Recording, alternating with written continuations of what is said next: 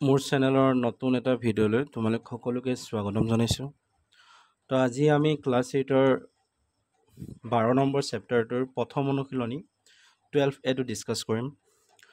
আৰু এই ভিডিঅ'টোৰ যিখিনি সলিউশ্যন হ'ব সেই সলিউশ্যনখিনি তোমালোকে মোৰ ৱেবছাইট notsmaster.in বোলা ৱেবছাইটটোত যাই চাব পাৰিবা। লিংক মই ডেছক্ৰিপশ্যনত দি দিম। ইয়াতো নামটো আহিব, স্ক্ৰীনত দেখা পাবা, চাবা। তো এতিয়া যদি আমাৰ প্ৰথম যদি প্ৰশ্ন চাওঁ তাত প্ৰথম প্ৰশ্নটো হৈছে মান উলিওৱা। ঠিক আছে, 1 নম্বৰৰ 1। তো 1 নম্বৰৰ 1ত যদি আমি চাওঁ মান উলিওৱা, প্ৰথম দিছে আমাক -2, ওপৰত আছে পাৱাৰ মানে ঘাত কিমান দিয়া হৈছে, 4 দিয়া হৈছে। ঠিক আছে, তো কোনো এটা নাম্বাৰৰ ওপৰত যেতিয়া এনেকুৱাকৈ ঘাত দিয়া থাকে, ইয়াৰ অৰ্থ হৈছে -2 তোমাৰ 4 বাৰ পূৰণ হৈ আছে। ঠিক আছে, তো এইটো আমি লিখিলে এনেকৈ লিখিম। একেবাৰতেও কৰিব পাৰা যদিহে জানা, যিহেতু প্ৰথম, তো গতিকে আমি গোটেইটো লিখি লৈছোঁ। তো মাইনাছ থাকিলে পূৰণৰ ক্ষেত্ৰত আমি এটা ব্ৰেকেট দিব লাগে। তো ব্ৰেকেট এটা দি ল'বা, তাৰপিছত এটা এটাকৈ পূৰণ কৰিবা। ঠিক আছে, তো 2 দুগুণ 4, 4 দুগুণ 8, 8 দুগুণ কি হ'ব 16। তাৰপিছত মাইনাছৰ লগত মাইনাছ পূৰণ হ'লে প্লাছ হয়, প্লাছৰ লগত আকৌ মাইনাছ পূৰণ হ'লে মাইনাছ হ'ব, মাইনাছৰ লগত আকৌ মাইনাছ কৰা কি হ'ব, প্লাছ হ'ব। প্লাছটো জেনেৰেলি আমি পূৰণৰ ক্ষেত্ৰত নিলিখোঁ, তো তোমালোকেও নিলিখিলেও কোনো আপত্তি নাই। তো মই জাষ্ট দেখুৱাবৰ কাৰণে কৰি দিছোঁ। ঠিক আছে, তাৰপিছত আহিলে আমাৰ 2 নম্বৰ কুৱেশ্যনটো।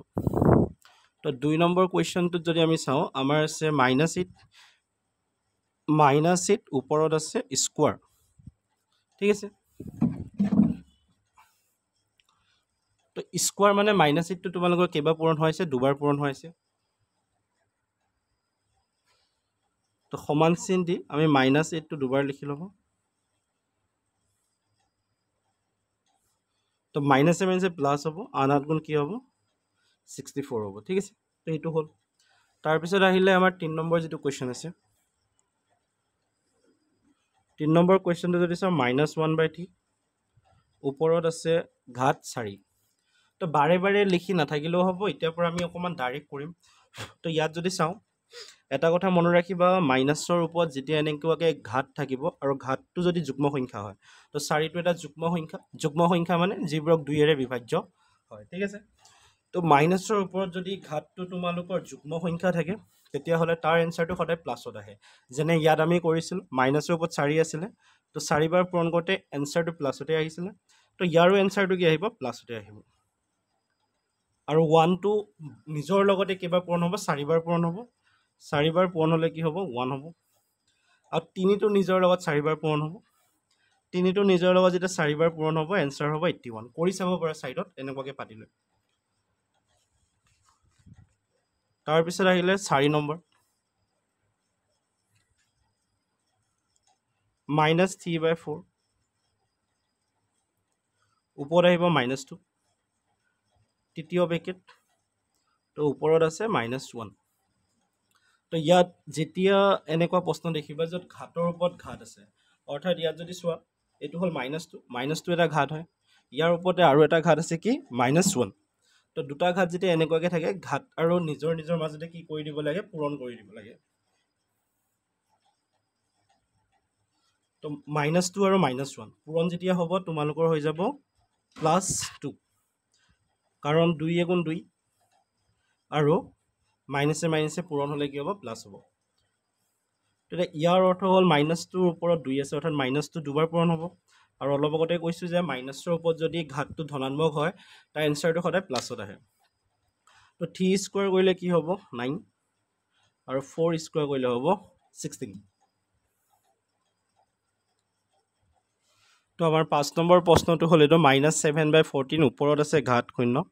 অৰ্থাৎ ঘাত যদি, এটা কথা মনত ৰাখিবা, বীজগণিতীয় যিবোৰ অংক থাকিব সূচক আৰু ঘাতত, তো ইয়াৰ যদি ঘাতটো যদি 0 হয়, ইয়াৰ এনচাৰ সদায় কিমান হ'ব, 1 হ'ব। ঠিক আছে, তো 5 নম্বৰৰ এনচাৰ হ'ব আমাৰ 1।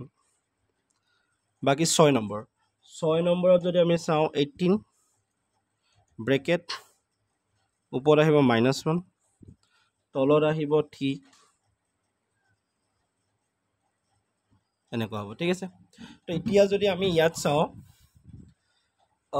ভগ্নাংশত আছে আৰু এটা কথা মনত ৰাখিবা ঘাতৰ ওপৰত যেনেকৈ এনেকৈ মাইনাছ থাকে তো এইটো আমি ভগ্নাংশত লিখিব পাৰোঁ এইটো আমি লিখিম 1/18 কাৰণ ইয়াৰ ওপৰত ঘাত কি আছে -1 আছে মাইনাছ থাকিলে আমি এনেকৈ লিখি দিম ঠিক আছে তো এইটোকে যদি আকৌ এনেকুৱাকৈ লিখিব পাৰিবা তেতিয়া ওপৰৰ 1টো নোহোৱা কৰি দিলে হ'ল তলতো লিখিলে হ'ব এনেকুৱা কিন্তু ইয়াৰ ওপৰত আহিব স্কোৱাৰ কাৰণ 2 আছিল ন তো সেইকাৰণে আমি ইয়াত স্কোৱাৰ লিখিব লাগিব ইয়াত 1 থকাৰ কাৰণে একো লিখা নাই এনে লিখিলে লিখিব পাৰা কিন্তু 1টো আমি নৰ্মেলি নিলিখোঁ তো এতিয়া যেতিয়া দুটা ভগ্নাংশ লব আৰু হৰত থাকিব যেনে এইটো এটা লবত আছে এইটো হৰত আছে তো তেতিয়াহ'লে কি কৰিবা তলৰ যিটো ভগ্নাংশ আছে সেইটো উল্টা কৰিবা অৰ্থাৎ এইটো দেখাত এনেকুৱা হৈ যাব এইটো লগত এইটো পূৰণ কৰি দিয়া 3 স্কোৱাৰ মানে 3 দুটা পূৰণ হৈ আছে অৰ্থাৎ কিমান হৈ যাব 9 তলত থাকি যাব 18 তো 9 18 কাটা যাব কেইবাৰ দুবাৰ কাটা যাব আৰু ওপৰত থাকিব 1/2 ঠিক আছে তো এই ভিডিঅ'টোত আমি 1 নম্বৰ কেইটা কৰিলোঁ ইয়াৰ পিছৰ যিটো ভিডিঅ' হ'ব তাত আমি 2 নম্বৰ কেইটা কৰিম